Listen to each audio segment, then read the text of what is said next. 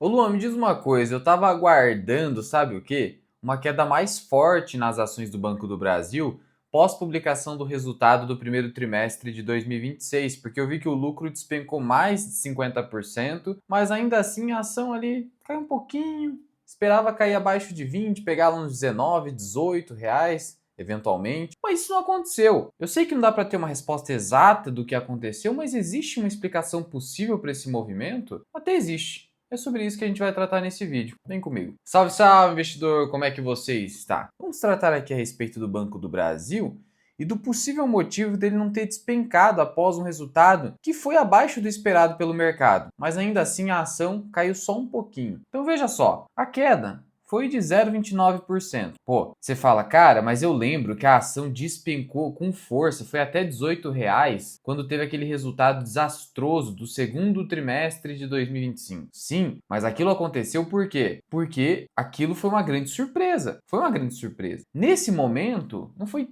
tão surpresa assim. Tanto assim que o mercado já estava revisando projeções, revisando preço-alvo, após o Banco do Brasil Day, onde o Banco do Brasil demonstrou transparência ao dizer o seguinte: olha, a gente acha que a recuperação do Banco do Brasil não vai ser em V, eu caio e volto, será em W, eu caio e volto, caio de novo para voltar. Entendeu? Então essa transparência parece ter sido valorizada pelo mercado nesse momento. Para além disso, vamos lá. A ação já estava despencando, ó. Desde fevereiro vem despencando. Então, essa queda de 23% até então já pode ser uma antecipação dessa situação, especialmente aqui pós Banco do Brasil Day, onde a ação foi a 25 e caiu 18. Então veja, o mercado ele se antecipa. Então, simplesmente por já ter havido toda essa correção, seria mais difícil de ter uma grande queda. Mas ainda assim não para por aí. Aqui é muito superficial. Note que, apesar de o ROI do banco estar muito baixinho, o mercado prevê uma recuperação a médio prazo. Se ele não tivesse essa expectativa, aí sim a gente poderia esperar uma queda mais expressiva.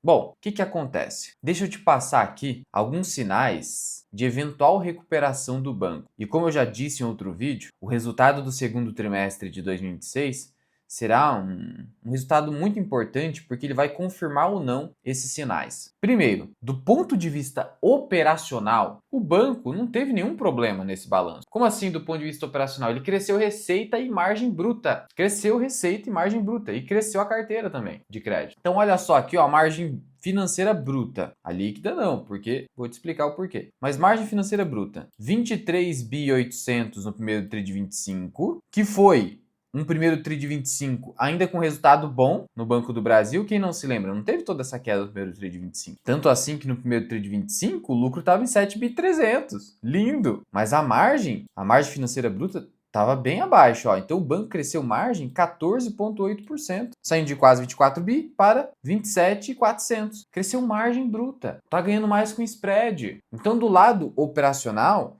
e com crescimento de despesas que não ficou acima de 6%, em linha com a inflação brasileira, tá tudo certo com o banco. Isso está nos números, não é especulaçãozinha aqui. Agora, qual foi o problema? O problema foi o aumento agressivo do custo do crédito, que é o quê? É a despesa com provisões, que saltou, foi de quase 19 bilhões no primeiro tri. Então é óbvio, né? Se eu tenho 27 bi de margem bruta e eu gasto quase 19 bi de provisões, algo que não aconteceu no ano passado, gente, minha margem líquida vai despencar. Agora, eu preciso lembrar o seguinte a respeito do custo do crédito. O custo do crédito é uma provisão. Então, é um lucro que fica separado, não é lucro, tá? Porque tecnicamente não virou lucro. É receita. É uma receita que fica separada, provisionada, porque o banco espera não receber essa grana. Ele espera não receber essa grana. Então, ele reconhece como um custo, mas é uma parte da receita. Parece confuso, mas é basicamente o seguinte: eu tenho 100 milhões para receber, é uma receita. Só que eu acho que eu não vou receber 20 milhões. Então eu pego 80 e jogo como uma perda. Mas e se eu receber 50, 30 milhões, eu reverto essa provisão. Olha só que interessante. Então eu consigo reverter isso e aí vira um lucro extraordinário no próximo período. Só que, claro, o banco aqui, ele está conservador porque ele está vendo como está a situação de endividamento das famílias. O banco ele veio com uma estratégia ali a partir de 2020, uma estratégia focada em crescer em consignado, cartão de crédito, cheque especial, cobrando taxas altas, pensando que isso ia compensar, sabe o quê? A inadimplência que poderia vir. mas não compensou. E aí a bomba veio em 2025 com a crise pesada no agronegócio. E para esse ano ainda o banco está pessimista, não à toa, né? Mas veja aqui, o que quer dizer aqui? Já percebe a seguinte questão. Do ponto de vista operacional, o banco está crescendo margem bruta e receita. Cresceu receita. Mas, como ele está pessimista no recebimento dessa receita, ele aumentou provisões, que podem ou não se confirmar. Pode ter reversão de provisão ou pode ser pior ainda. Ou o banco vai ter que acelerar ainda mais as provisões se a expectativa piorar. Mas sobre essa expectativa, sobre esse futuro, parece que o mercado já começou a enxergar uma luz no fim do túnel. Por quê? Por conta disso aqui, ó. Tá vendo essa imagem? Tá lá no relatório de desempenho do banco no primeiro TRI de 26. Você pega no site de Relações com Investidores, Central de Resultados. O que aparece aqui para você, ó? Vou até pegar a página 57, porque aqui eu trago no detalhe para você, na página 57. O que é essa informação aqui? Essa informação diz respeito à inadimplência e cobertura, especialmente a inadimplência,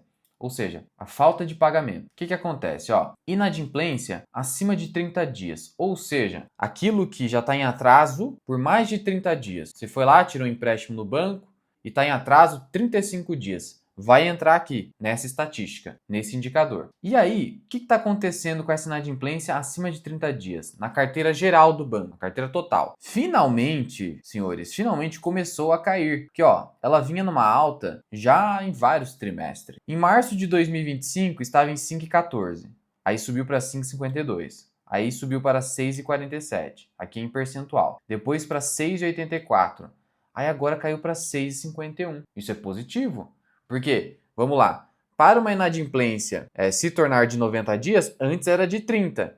Então o mercado já começa a olhar para o seguinte: bom, se a de 30 começou a cair, a gente pode esperar também queda na de 90. É assim que funciona, é expectativa. E aí, essa simples expectativa faz preço, segurando a queda nas ações. E a de 90 teve uma leve quedinha. Mas essa queda aqui, eu já falei que pode ser por conta da empresa ter cedido o crédito de uma empresa do atacado que ela teve problema. Então isso aqui tem que se confirmar. Mas o de 30 dias é de 30 dias mesmo. Realmente, o pessoal já não está mais deixando tanto de pagar. Ah, Luan, pode ser efeito da queda na taxa de juros? Pouco, viu? Porque o que caiu de juros é quase nada. E o que caiu de juros não afeta todos os contratos antigos. Então, assim, na verdade, efeito marginal. E outra, sinceramente, eu não contaria com a hipótese de quedas substanciais na taxa de juros. Sabe por quê? Porque com essa inflação de novo batendo na nossa porta, vai ficar difícil do Banco Central reduzir essa taxa de juros. No final das contas, cara, você sendo de esquerda, de direita, não interessa. No final das contas, essa taxa de juros brasileira só vai cair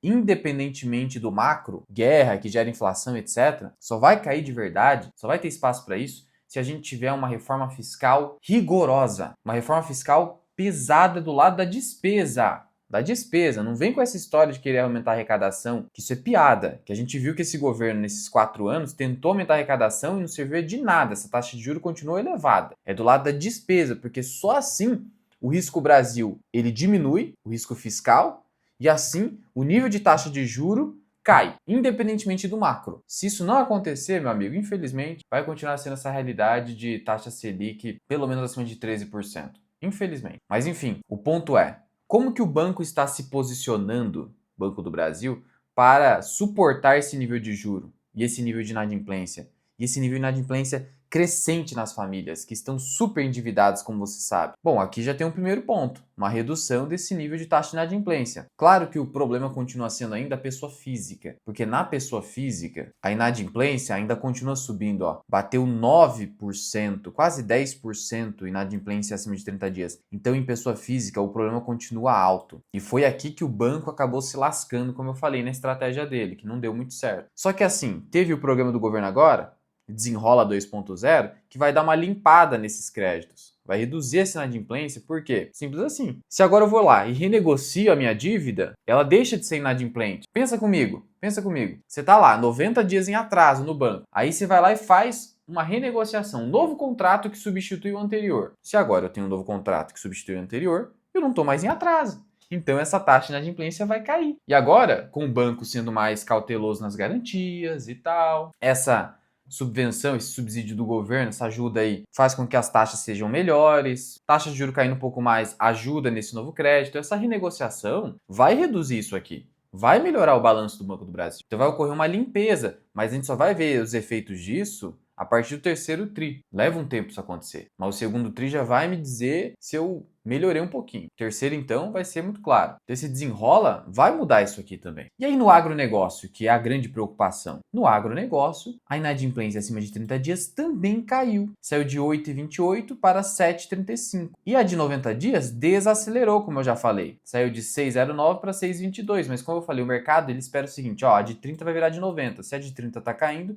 eu espero que a de 90 caia, que já está desacelerando em termos de crescimento, como a gente pode perceber aqui nesse gráfico, que está na página, para te ajudar de novo, 82 do relatório de desempenho. Não bastasse isso, deixa eu te mostrar aqui na página 84. Na página 84, tem aqui a distribuição das garantias. Isso aqui é muito importante, porque garantia é aquilo que faz com que o banco não perca muito. E hoje, tá vendo isso aqui, ó? Mais de 70% do crédito no agronegócio, que hoje é o patinho feio do Banco do Brasil, hoje, mais de 70% tem aí, ó, garantia, que é a terra. A terra do produtor rural está em garantia, em alienação fiduciária, tá vendo? Tem hipoteca 8%, mas ó, mais de 70% tem alienação fiduciária. Então tem o bem dado em garantia, que eu consigo liquidar para receber pelo menos uma parte, reduzindo as perdas. Então, o que acontece? Essa nova carteira do banco, no agro, ela tende a ter mais garantia, será mais sólida. E isso é até um incentivo, né, a não ter tanta inadimplência. Porque se a minha garantia é fraca, o devedor ele vai protelar o máximo possível o pagamento, se ele está na pindaíba. Você não concorda comigo? É um incentivo. Então, o que eu noto hoje no Banco do Brasil? Desenrola, reduzindo mais para o fim do ano a inadimplência na pessoa física. No agro, créditos com mais garantias, gerando um incentivo também para a redução de inadimplência que já está desacelerando, como a gente viu. Do lado operacional, o banco crescendo margem bruta e receita. Então falta apenas fazer essa limpeza.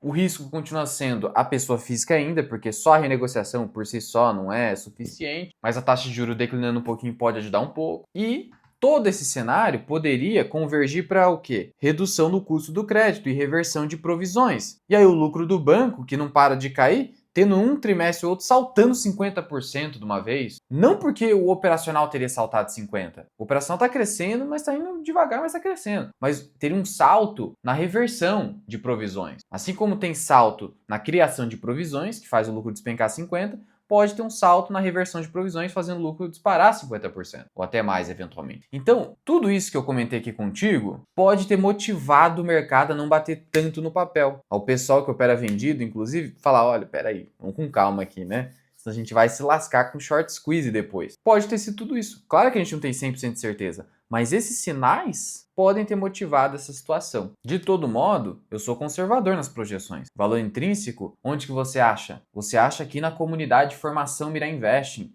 que você tem vídeos exclusivos que eu não consigo trazer publicamente no canal, sob pena de não ter um bom desempenho nos meus vídeos. Você tem a tabela de valor intrínseco, você tem relatórios de análise, aqui mora o ouro. Aqui são relatórios de análise detalhados, para você entender o que está acontecendo com uma empresa. Porque em vídeo, muitas vezes, não fica tão detalhado.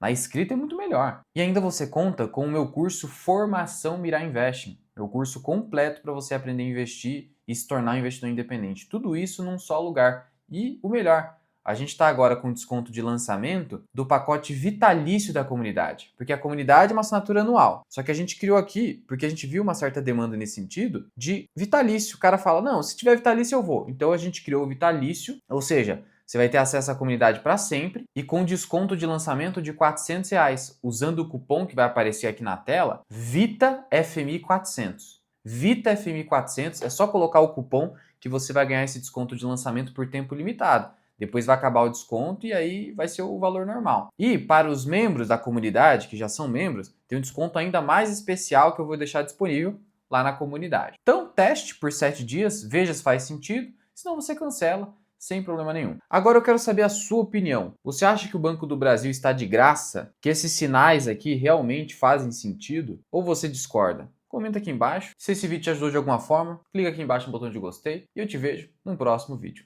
Fui!